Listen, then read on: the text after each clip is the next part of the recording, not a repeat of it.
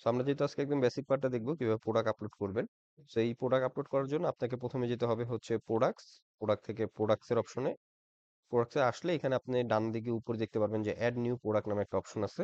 So এটাতে click করলে আপনি হচ্ছে প্রোডাক্ট অ্যাড এর অপশনটা চলে যাবেন।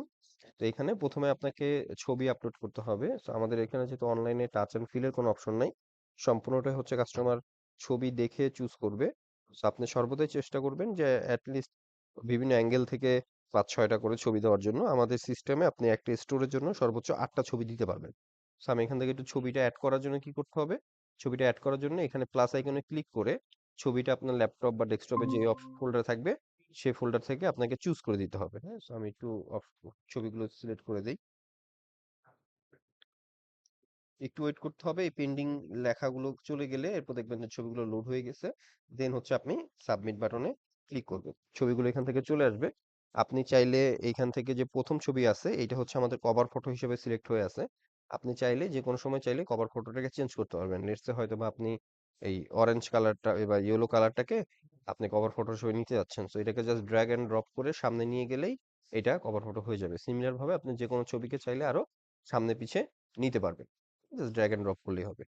এরপরে আপনার এই প্রোডাক্টটার যদি কোনো ইউটিউব ভিডিও থাকে বা কোনো টিউটোরিয়াল ভিডিও থাকে ইউটিউবে আপলোড করা, আপনি তাহলে সেই লিঙ্কটা যদি এখানে পেস্ট করে দেন তাহলে কাস্টমাররা আপনার সেই প্রোডাক্টের ভিডিওটাও দেখতে পারবে। দেন হচ্ছে আপনার প্রোডাক্টের নামটা চুজ করবেন। সো প্রোডাক্টের নামটা দেওয়ার জন্য আমি প্রোডাক্টের নামটা একটু কপি করে নিয়ে আসি। সো ধরে নিলাম এটা আমার প্রোডাক্টের নেম। আপনি প্রোডাক্টের নামটা এখানে বসিয়ে দিবেন। সেম নামটা বাংলা ঘরেও বসিয়ে দিবেন। এরপর আপনাকে ক্যাটাগরিটা চুজ করতে হবে। ক্যাটাগরি চুজ না করা পর্যন্ত কিন্তু আপনি নিচের দিকে আর কোনো অপশন পাবেন না। সো এখন ক্যাটাগরি চুজ করার সময় অবশ্যই একটু সতর্ক থাকবেন, কারণ ক্যাটাগরিটা ভুল সাবমিট করে ফেললে এটা আমাদের যে কিউসি টিম থাকে ওনারা রিজেক্ট করে দিবে। এন্ড এই প্রোডাক্ট একবার রিজেক্ট করা হয়ে গেলে এই প্রোডাক্টটা কিন্তু আপনি আর ক্যাটাগরি এডিট করতে পারবেন না। যে কোনো সময় চাইলে আপনার প্রোডাক্টের অন্য যে কোনো ডিটেলস লাইক প্রোডাক্টের নেম, ছবি, হাইলাইট, ডেসক্রিপশন এগুলো আপডেট করতে পারবেন, কিন্তু ক্যাটাগরিটা আর এডিট করতে পারবেন না। সো ক্যাটাগরিটা সিলেক্ট করার সময় অবশ্যই একটু সতর্ক থাকবেন। তখন অ্যাজ এ নতুন সেলার আমি কিভাবে জানবো যে আমার এই প্রোডাক্টের জন্য রাইট ক্যাটাগরি কি?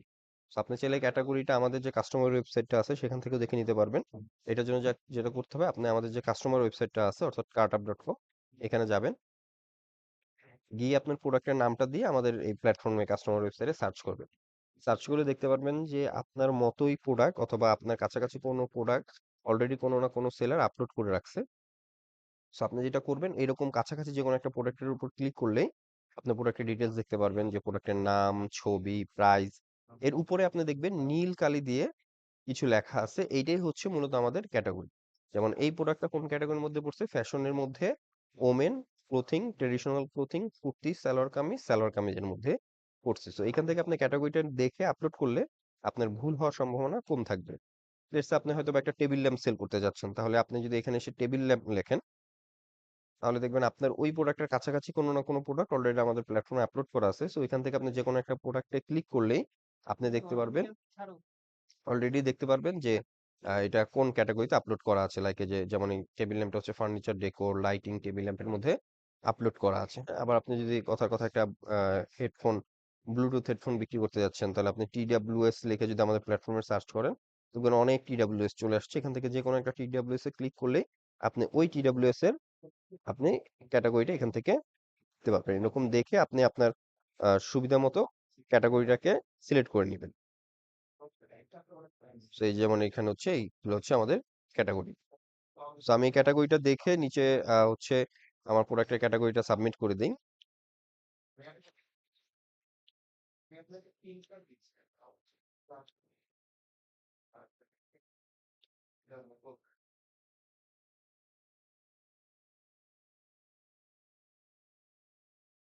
তো ক্যাটাগরিটা সিলেক্ট করে দেওয়ার পরেই কিন্তু আমার নিচের অপশনগুলো আসছে। তো প্রথমে হচ্ছে আমাকে ব্র্যান্ড নেমটা চুজ করতে হবে। বিশেষ করে যদি আপনার কোনো লাইফস্টাইল বা দেখা যাচ্ছে কোনো ইলেকট্রনিক্স ব্র্যান্ড হয়, আপনার যদি কোনো ব্র্যান্ডের প্রোডাক্ট আপনি সেল করেন তাহলে এখান থেকে সেই ব্র্যান্ডের নামটাকে সিলেক্ট করে দিবেন। অথবা যদি আপনার কোনো ব্র্যান্ডের প্রোডাক্ট না হয় তাহলে সেই ক্ষেত্রে আপনি নো ব্র্যান্ডটাকে চুজ করবেন। এরপর হচ্ছে unit of measurement. Unit of মেজারমেন্টটা হচ্ছে যে আপনি এই আইটেমটা কিভাবে কাউন্ট করেন, এটা কি পিসে কাউন্ট করেন নাকি কেজিতে না লিটারে কাউন্ট করেন। সো আমরা ম্যাক্সিমাম আইটেমে আসলে পিসেই কাউন্ট করি। সো আপনি তাহলে এখান থেকে ড্রপ ডাউন থেকে পিস অপশনটাকে সিলেক্ট করে দিবেন। এরপরে এই অপশনটা আপনাদের সকলের ক্ষেত্রে নাও থাকতে পারে, ক্লথিং ম্যাটেরিয়াল। এটা আমি যেহেতু ফ্যাশন আইটেম সিলেক্ট করেছি এই কারণে আসছে। আপনি কোন ক্যাটাগরিটা সিলেক্ট করবেন এটার উপর ডিপেন্ড করে এখানে অন্য কোনো অপশন আসতেও পারে, এখানে নাও আসতে পারে।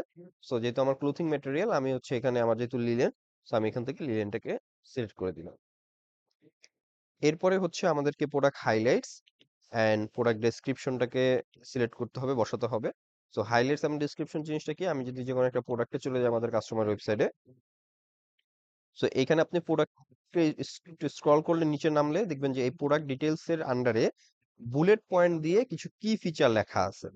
তো এগুলোই হচ্ছে আমাদের আসলে হাইলাইটস। হাইলাইটস অবশ্যই টেক্সট ফরম্যাটে দিবেন এবং সবসময় বুলেট পয়েন্ট আকারে দিবেন। কোনো প্যারাগ্রাফ অথবা কোনো ছবি আপনি হাইলাইটসে দিতে পারবেন না।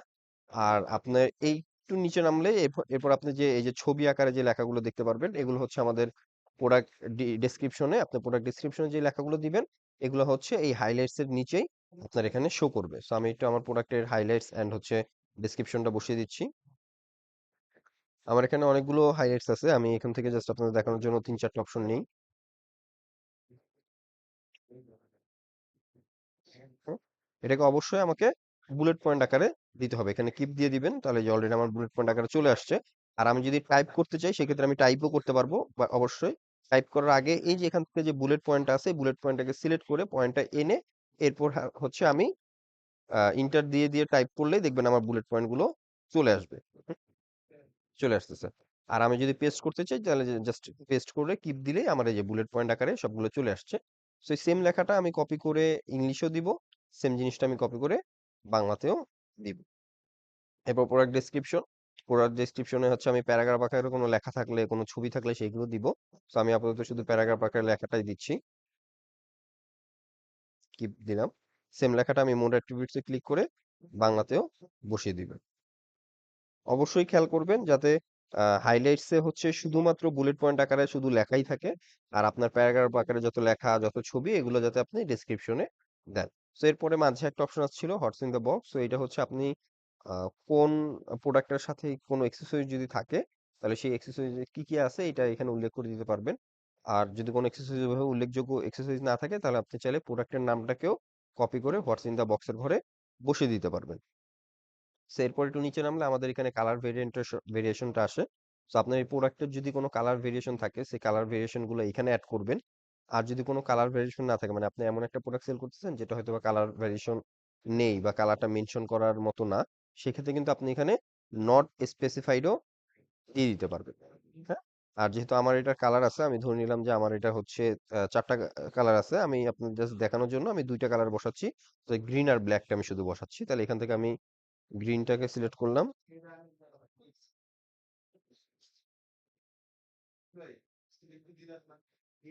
সো গ্রিন আর হচ্ছে ব্ল্যাক দিলাম। আর কখনো যদি এমন হয় যে না আমি ভুলে কোনো একটা কালার লিখে ফেলছি সে কালারটাকে রিমুভ করব, সো সেটার জন্য যেটা করতে হবে আমার এই যে ওই কালারটা ডান পাশে দেখবেন যে বিনের মতো একটা আইকন আছে, এই বিনের আইকনে ক্লিক করলে এই অপশনটা চলে যাবে।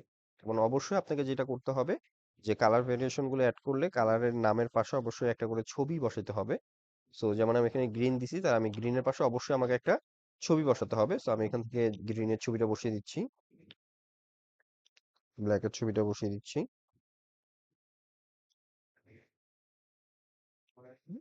তো এরপরে যে নিচের যে অপশনটা আসছে এটা আপনাদের ক্ষেত্রে আসবে না, যেহেতু আমি ফ্যাশন আইটেম আপলোড করতেছি এই কারণে আমার এখানে আসছে।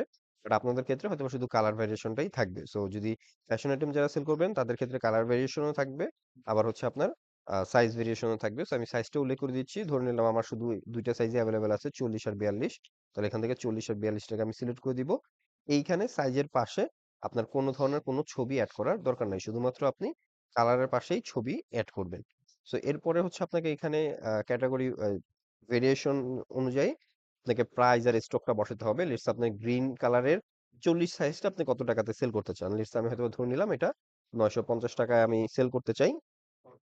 এটার এমআরপি হচ্ছে 950 টাকা কিন্তু স্পেশাল প্রাইস আমি দিলাম 650 টাকা। আপনি যখনই স্পেশাল প্রাইসটা বসাবেন অবশ্যই এটার সাথে একটা স্পেশাল প্রাইজের ভ্যালিডিটিও বসাতে হবে।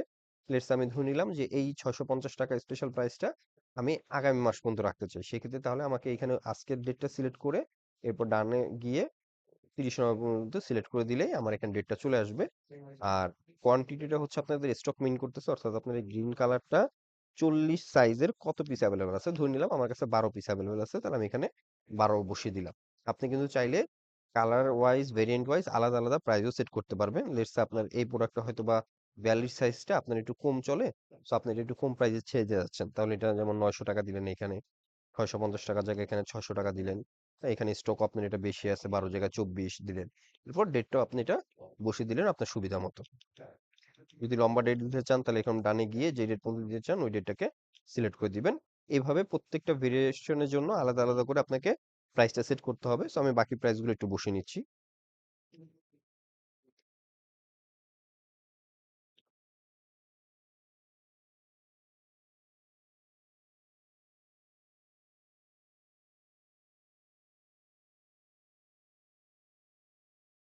সো প্রাইস গুলো বসানোর পরে এরপর নিচের দিকে আসলে আপনি দেখবেন ওয়ারেন্টি সেকশনটা আছে।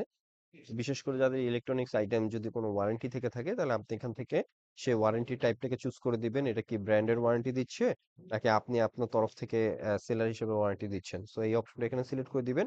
এরপরে হচ্ছে আপনাকে ওয়ারেন্টি পিরিয়ডটা, যে ওয়ারেন্টিটা কতদিনের জন্য, ধরে নিলাম আপনি 1 বছরের জন্য ওয়ারেন্টি দিবেন, তাহলে 1 ইয়ার্স এখানে লিখে দিবেন। এরপর হচ্ছে ওয়ারেন্টির পলিসি। অনেক ক্ষেত্রে যদি এরকম হয় যে আপনার এই ওয়ারেন্টির কোনো একটা পলিসি আছে, লাইক এটা হয়তো বা ফিজিক্যাল ড্যামেজ হলে আপনি ওয়ারেন্টি দিবেন না, ওয়াটার ড্যামেজ হলে ওয়ারেন্টি দিবেন না, বা আপনি ওয়ারেন্টি ক্লেম করতে হলে ওয়ারেন্টি বুক সাথে থাকতে হবে। সো এইরকম যদি কোনো ওয়ারেন্টি পলিসি থাকে তাহলে সেই ওয়ারেন্টি পলিসি গুলো আপনি এখানে বসিয়ে দিবেন। অন্যথায় আপনি বসিয়ে দিতে পারেন অ্যাজ পার ব্র্যান্ড পলিসি বা as per brand warranty guideline. So এই অপশনগুলো বসিয়ে দিবেন। আর যদি আপনার কোনো ওয়ারেন্টি না থাকে সেক্ষেত্রে হচ্ছে আপনি এখানে সেই ক্ষেত্রে আপনি এখানে হচ্ছে নো ওয়ারেন্টিটা চুজ করে দিবেন। যেহেতু আমার ফ্যাশন আইটেম কোনো ওয়ারেন্টি নাই, সো আপনি এখান থেকে নো ওয়ারেন্টিটাকে চুজ করে দিবেন। এরপরে হচ্ছে আমাদের ডেলিভারি সেকশন। আমাদের প্ল্যাটফর্মে কিন্তু আপনার ডেলিভারি চার্জটা ফিক্স না। এটা প্রোডাক্টের ওয়েটের উপর ডিপেন্ড করে, কাস্টমার এরিয়ার উপর ডিপেন্ড করে ভ্যারি করতে পারে। সো এইখানে আমাদের নতুন সেলার একটা ভুল করে থাকে, সেটা হচ্ছে যে ওয়েটটা আমাদের কিন্তু কেজিতে কনভার্ট করে দিতে হবে। লেটস সে আপনার কোনো একটা প্রোডাক্টের ওয়েট হয়তো বা 100 গ্রাম, আপনি যদি এখানে ডিরেক্ট 100 বসিয়ে দেন তাহলে কিন্তু আমাদের সিস্টেম এটাকে 100 কেজি হিসেবে ধরে নেবে। তো যখন এটা 100 কেজি হিসেবে ধরে নিবে আপনার কিন্তু এটা তখন ডেলিভারি চার্জ কিন্তু অনেক বেশি আসবে। দেখা যাবে আপনার প্রোডাক্টের প্রাইস হয়তোবা আছে ৫০-৫০০ টাকা, কিন্তু ডেলিভারি চার্জ আসবে ২,০০০ টাকা। তখন কিন্তু আপনার এই প্রোডাক্টটা কখনোই সেল হবে না। সো এটার জন্য অবশ্যই যেটা করবেন সেটা হচ্ছে যে আপনার অবশ্যই আপনাকে এটাকে কেজিতে কনভার্ট করে নিয়ে দেন বসাতে হবে। সো লেটস সে ১০০ গ্রাম যদি কোনো একটা প্রোডাক্টের ওয়েট হয় ২৫০ গ্রাম, তাহলে এখানে দিবেন 0.25। যদি সেটা হয় ১০০ গ্রাম তাহলে 0.1, যদি হয় ৫০ গ্রাম তাহলে 0.05, এরকম কেজিতে কনভার্ট করে দেন হচ্ছে আপনি এইখানে প্রাইসটা ওয়েটটা বসাবেন। সো আমি ধরে নিলাম আমার এই প্রোডাক্টের ওয়েট হচ্ছে ৩৫০ গ্রাম, তাহলে আমি বসাবো হচ্ছে 0.35। এরপরে হচ্ছে প্রোডাক্টের দৈর্ঘ্য, প্রস্থ, উচ্চতা এটা একটা অনুমান করে আমি বসিয়ে দিব মেজারমেন্ট করে। আর যদি আমার কাছে সঠিক মেজারমেন্টটা না থাকে সেক্ষেত্রে আপনি যেটা করতে পারেন, আমাদের যে কাস্টমার ওয়েবসাইট আছে সেই কাস্টমার ওয়েবসাইট থেকে আপনি যদি আমাদের প্যাকেজিং মেটেরিয়ালসটা সার্চ দেন, সেই প্যাকেজিং মেটেরিয়ালস এর জন্য ওইখান থেকে কিন্তু আপনি আমাদের ইটা পাবেন, প্যাকেজের বিভিন্ন প্যাকেজের ডাইমেনশন গুলো পাবেন। সো এই প্যাকেজের ডাইমেনশন গুলো থেকে কিন্তু আপনি প্যাকেজের সাইজ গুলো দেখে ওইখান থেকে আপনি এটা করতে পারবেন। সো এটা হচ্ছে আমাদের প্যাকেজিং মেটেরিয়ালস এর পেজ।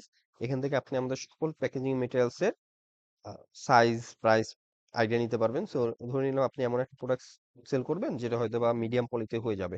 তাহলে আপনি মিডিয়াম পলিতে এসে মিডিয়াম পলির যে সাইজটা, সেই সাইজটা কিন্তু এখানে বসিয়ে দিতে পারবেন যে ২৭, ২৩, ৩.৫। সো আমি যদি এই সাইজটাই বসায় দেই, ২৩, ২৩, ৩.৫, এই সাইজটা আপনি এখানে বসায় দিতে পারবেন।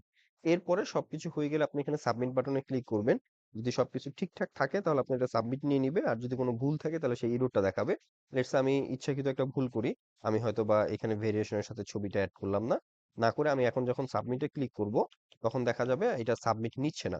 আমি সাবমিট কেন নিচ্ছে না এটা দেখার জন্য একদম উপরে চলে যাব। উপরে চলে গেলে এই যে আমাকে এখানে এরর দেখাবে যে আমি কি ভুল করছি, যে আমি ভেরিয়েন্টের সাথে ইমেজ প্রোভাইড করি নাই। তো আমি সেই ক্ষেত্রে সেই সেকশনটা চলে আসব। চলে এসে আমি দেখব যে হ্যাঁ, আমি এখানে কোনো ছবি দেই নাই। আমাকে এখানেও লাল কালি দিয়ে দেখাচ্ছে আমি কি ভুল করেছি। তো আমি এখানে কালারের সাথে একটা করে ছবি দিয়ে দিব।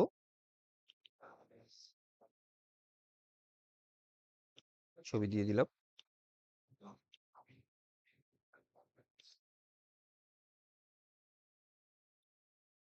সো এখন যদি আমি সাবমিট করি সবকিছু যদি ঠিকঠাক থাকে প্রোডাক্টটা সাবমিট নিয়ে নিবে। সবকিছু ঠিকঠাক ছিল। এই কারণে প্রোডাক্টটা সাবমিট নিয়ে নিছে এবং এটা এখন আমার পেন্ডিং এর ঘরে শো করতেছে। সো এই ছিল হচ্ছে ভাই আমাদের